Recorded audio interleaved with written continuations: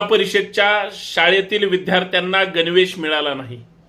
माननीय मुख्यमंत्री महोदय, माननीय उपमुख्यमंत्री महोदय, माननीय द ग्रेट शिक्षण मंत्री महोदय, तुम्ही सगळ्यांनी गुजरातच्या गणवेश बनवणाऱ्या कंत्राटाचं आणि कंत्राटदाराचं हित साध्य करण्यासाठी महाराष्ट्रातील तमाम जिल्हा परिषद शाळेतील मुलांना 15 ऑगस्टच्या दिवशी नवीन गणवेश त्या ठिकाणी मिळाला नाही।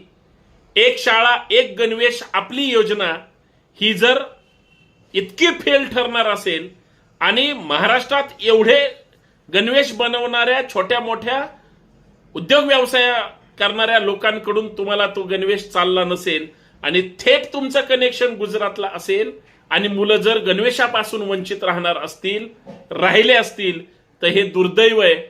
खरं तर सरकारचा किती ढिसाळ कारभार असावा। आमच्या महाराष्ट्रातील जिल्हा परिषद शाळेचे शिक्षक